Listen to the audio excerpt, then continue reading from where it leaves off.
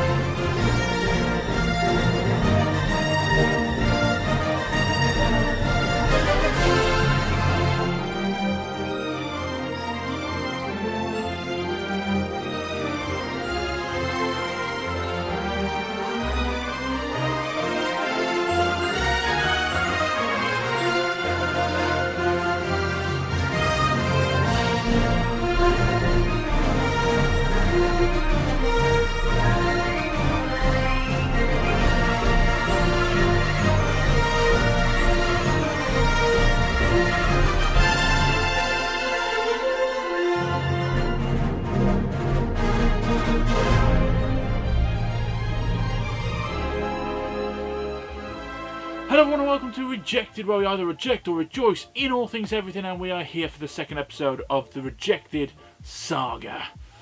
This is Attack of the Clones, and to be honest with you, this is probably the one I've seen the most. After watching it for this review, I then came to the conclusion this is the one I've watched the most.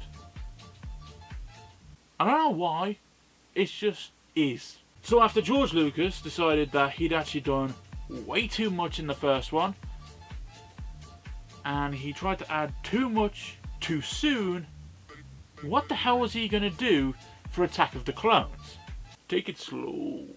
And that's not an understatement. After the mixed reception the Phantom Menace received, Georgie didn't complete the first draft of the film until 3 months before principal photography for the film. And when he completed that draft, what did Georgie Porgy call his first draft for the second film? Jar Jar's Big Adventure. You sarcastic little fecker. This film would bring new meaning to special effects, as majority of this film was shot against a green/blue screen, creating the different settings, and the use of digital doubles, so the stunts performed could be more exaggerated. So let's say when they went from below to above and they just did the high jump, this time everything was going to be animated. Everything. Nearly everything. Allegedly. That's how you cover yourself, you say allegedly. Fuck yeah. Georgie also thought this would be the time to work on a CGI Yoda. And it would be from this movie onwards that Yoda would be CGI'd from now on. Wait a minute, Yoda was CGI'd in the first review. Huh?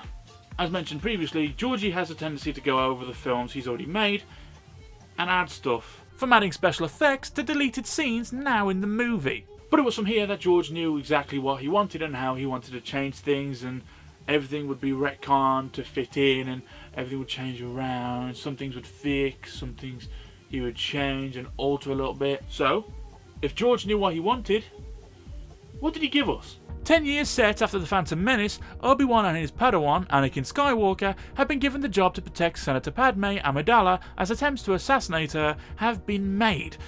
Also, a former Jedi, Count Dooku, has convinced several systems within the galaxy to abandon the Republic and move towards taking down the Chancellor and the Jedi. Sounds simple enough, and to be fair to you, it's a lot calmer than the Phantom Menace, which is already a good thing. So, let's get into it. Several systems are leaving the Republic under the leadership of Count Dooku, and the creation of the army for the Republic is in hand to resist the Jedi, who are vastly outnumbered. At the start we land on Coruscant. You're going to want to remember Coruscant. Coruscant's important. and Amidala gets... Luckily, again, as we found out from the first film, decoy. But Chancellor Palpatine is worried about the attack and those who are leaving the Senate, and sets Kenobi to protect her. That's all well and good. That is all well and good.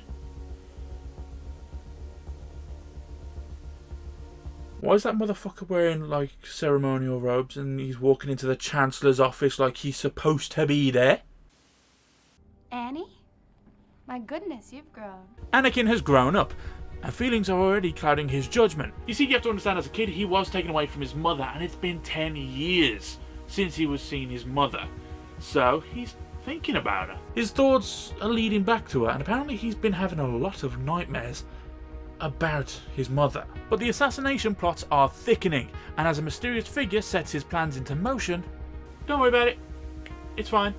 Obi Wan Kenobi knows exactly what to do. In the arms of the... Maybe. Hang on. Pull! In the arms of the... Damn. That's a good shot. Annie, catch him. You know I don't like it when you do that. I don't know why, but I love the sound these pods are making.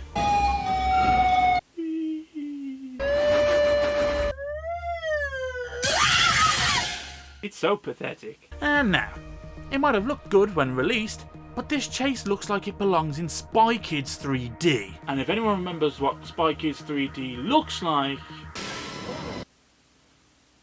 Excuse me? No, Annie, no, I didn't mean it. No, dude, I didn't mean it. You don't have to jump out the car. What the fuck happened to her face then? What is that? What the fuck is that? Oh. Why do I get the feeling you're going to be the death of me? I get it. He does like slicing up motherfuckers, doesn't he? Obi. You might have to think about that. It was a bounty hunter who called. Looks like she won't be talking. Well, Obi-Wan Kenobi will now have to find the bounty hunter, and Anakin will look after Amidala. You are the most gifted Jedi I have ever met. Palpatine looks fondly towards Anakin. Seriously, almost like a mentor. You know, as Palpatine, he's looking at Anakin, almost like a grandfather figure. He's taking him under his wing. He's saying all these nice things. He's bending over and spreading the cheeks. He's doing all these nice things, whereas Obi-Wan Kenobi, he's criticising all of his decisions. He knows as a Jedi there are things you can and can't do, and he doesn't want Anakin slipping. And it's 10 years, is a long time to work for something. Don't be fucking it up. So, well, Padme is now going with Anakin to be safe somewhere else and to hide. It will be your responsibility to take my place in the Senate.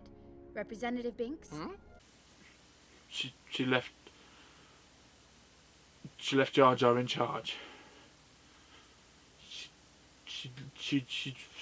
What? Anakin's feelings once again begin to overwhelm him, but Padme is the balance of comfort and control. She's got that level head. She's trying to think things through clearly.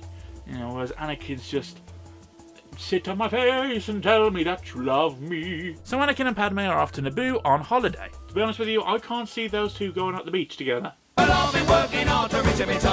Obi-Wan begins his search for the dart that killed the assassin, leading him to Kamino, a planet, according to the systems of the Council, doesn't exist. After meeting with Yoda and even discussing about it, they're still not there.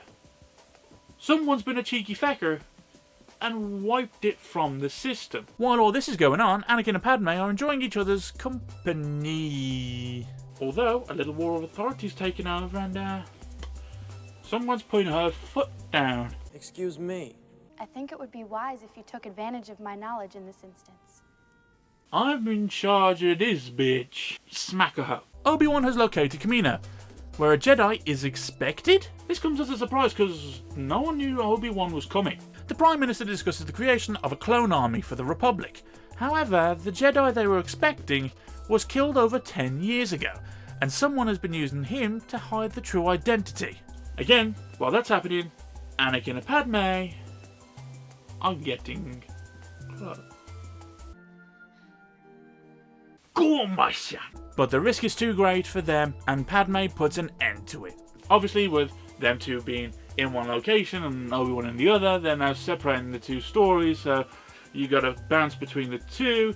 A lot of people really complain about this, and I complained that in the first film it bounced too quickly. It was ba ba ba ba ba ba ba ba ba ba ba ba ba ba, and there was no pacing. This actually does improve on the pacing a little bit. At no point was there going, okay, I'm getting confused because we keep switching, what the fuck? Instead, we are actually having decent pacing. We're actually having time to build. I mean, some of them, yeah, they are a bit pointless, and I do mean the parts with Anakin and Padme, but it's all leading to something, so I can kind of forgive it just a little bit. Obi-Wan explores this new clone army, all created from the original, a bounty hunter by the name of Jango Fett, and here we see the clone troopers. Which does actually explain why they will all sound the same, and again, it's just going back and fixing one thing. Why do they all sound the same in the future? This is why. I can dig it, I can love it. But now back to Anakin and Padme. Anakin starts letting a few things slip, like his opinion on how the Republic should be ran. It sounds a lot like a dictatorship, but Padme just laughs it off. Haha, you're taking the piss out of me. Fuck off. But it would seem that Padme is definitely warming to Anakin more now. It looks like these two are cruising for a furk. Obi-Wan Kenobi, meet Boba Fett. But a feeling of unease between Obi-Wan and Jango, Jango plans to leave. Hope that goes well for him. Tension is growing more and more between Anakin and Padme. It's getting thicker. Like Anakin's neck. He pledges his love to Padme. I wonder if this will come back and haunt him in the future. But the truth is the issue, and the reality of it all is that it will destroy them both. Padme pretty much says it can't happen, so boop. Obi-Wan informs Yoda and Windu of the bounty hunter and the clone army. Shit's getting serious, boys. But a nightmare for Anakin as his thoughts turn away from his responsibilities and leads him back to his mother. And to his mother, back on Tatooine, we must go. So yes, Anakin's little holiday with Padme is taking a little detour back to Tatooine, his home planet, but for Obi-Wan Kenobi, Jango's trying to leave, Obi-Wan can't let that happen. With Jango and Boba fleeing Kamino, Obi-Wan Kenobi must act fast. Oh, not good. Don't fucking slide, you dick! This fight is not over, but as Boba readies himself to take off with Jango, Obi-Wan Kenobi lands a tracking device, and we will see them again soon. Anakin and Padme are back on Tatooine. Where is he? Where is he? Where is he? No matter. No dodo. My dog! Let's do this. Watto has been having some financial problems and has sold Anakin's mother. Luckily though, it sounds like she's actually been freed and married to the guy who bought her.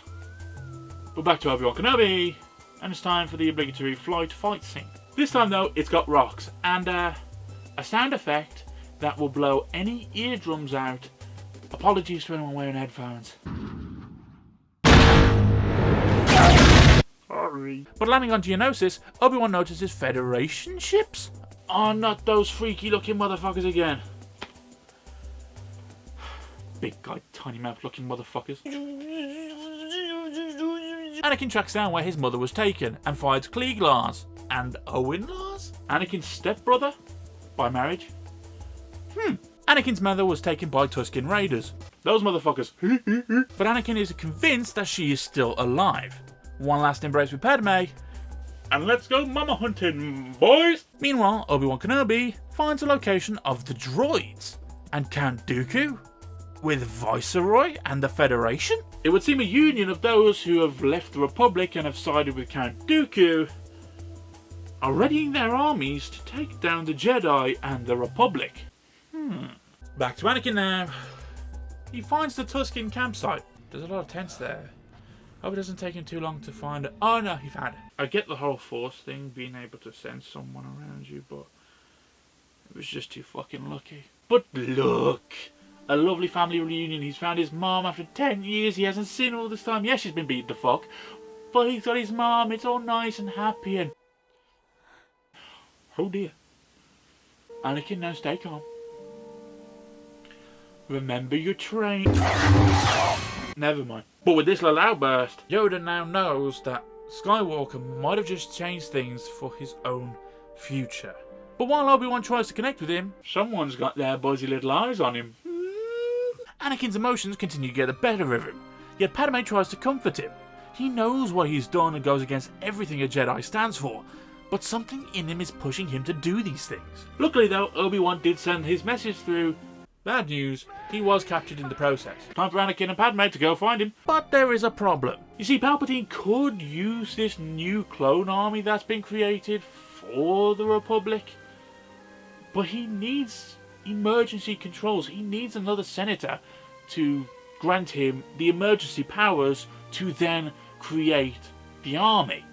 But with Padme all the way over fucking nowhere, it's a shame really that she left no one in charge.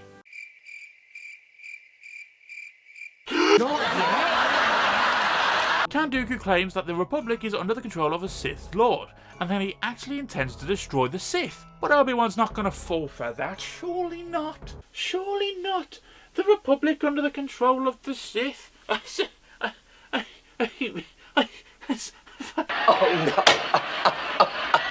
Emergency powers to the Supreme Chancellor. But Palpatine now, with the emergency powers and his clone army, it's going to be fun. Windu decides to take all the Jedis to Geonosis to save Obi-Wan Kenobi, while Yoda goes and takes a look at this clone army. Anakin and Padme land on Geonosis, and it looks like Anakin's job as a protector is going well. Fuck. Well, at least C-3PO's along for the ride now? Fuck. Well, it does look like Anakin's getting the hand to this. I'm just going to shut up now. More Sonic Adventure 2, anyone? Padme and Anakin are captured. I love you. And this is the time she wants to do it. We're about to die. I do love you. Poof! Oh, hey Obi-Wan. Long time no see. I was beginning to wonder if you'd got my message. Well, that's very nice of them. They are being executed and all. But at least they all have one each. More Sonic Adventure 2? But it would seem backup has arrived. I will say that the teamwork between Padme and Anakin's going well. She drives and he just waves his big stick around. There's a dick joke in there somewhere.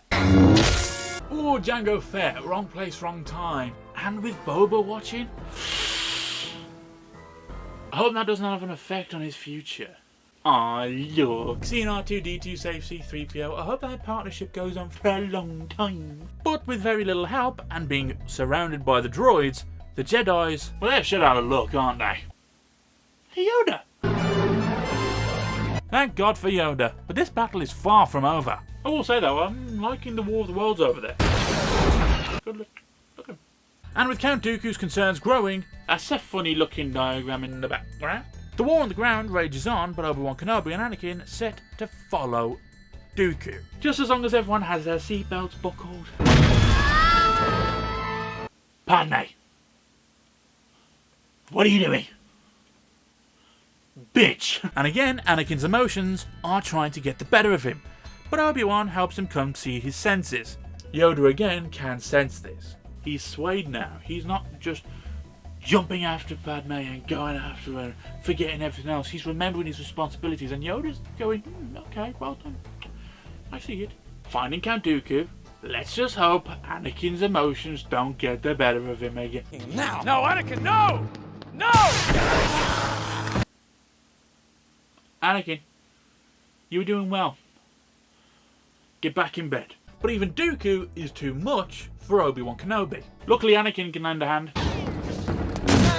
Bad choice of words. Master Yoda. Count Dooku. He is the Master Jedi after all. I know he's small and he's got his stick, but I'm sure he can still... Fuck, he's fast. But with saving Anakin and Obi-Wan, Count Dooku does escape. And the return of Darth Sidious, Dooku's real master.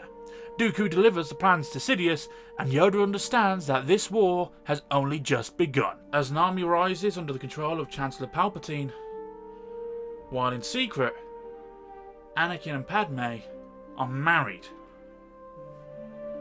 The Force has become unbalanced. This film was a lot less of a car crash, and it is obvious why this gained a lot more love than Phantom Menace. Sure, we don't have a bad guy as awesome as Darth Maul, but we do have Dooku. Dooku performed by Christopher fucking Lee. Let's not forget who we're talking about here. Christopher fucking Lee. Yes, his stunts and that were done by CGI, I get that, and a stuntman, I get that. But this is Christopher Lee. His stance, his persona, his presence on screen alone changes the fucking game. That didn't stop the critics though, because yes, we had a lot less Jar Jar, but we got a lot more Natalie Portman and the introduction of Hayden Christensen. He's a whiny little shit, isn't he? Audiences were not fond of the man who would be Vader, and this was most evidenced by the fact that he won 2 awards for his portrayal. But awards are good, aren't they? Not in this sense, because Hayden won the Golden Raspberry Award and the Stinker's Bad Movie Award for Worst Supporting Actor. George Lucas won the Raspberry for Worst Screenplay. But what do I think of it? For story, this follows on from a mess, but it does start to fix issues with pacing. There's a lot less moving from one scene to the next for the sake of it, and now there is a little more depth. But saying that, the story does shine, and at points may seem very plain and flat. So to be generous, I would give it a 2.5. It didn't knock me back. It didn't wow me. That's the problem. And for execution, this was one of the first films to go full HD, so when it comes to special effects, it had to hit the nail on the head. And at times the effects are a lot more and a lot less, but you don't get sucked out of the film. And apart from the odd performance here and there has to be a reason why I might have seen this the most out of all the other prequels. I'll give it a 3. I mean that. This film does just scrape out being rejected, and it is rejoiced. Not a biggie, but a lickly. I was going to do these once a month, so to go ahead and change it all and do it this quick, I'm into this series. I can't deny it. What did you think of Attack of the Clones? Leave a comment down below, like the video if you enjoyed it, share it fecking everywhere. Let's grow the season of Star Wars The Rejected Saga, shall we? Right, video, comment down below, subscribe if you haven't already, because when you subscribe you'll never miss the next episode of Star Wars The Rejected Saga. But for now, Attack of the Clones is rejoiced.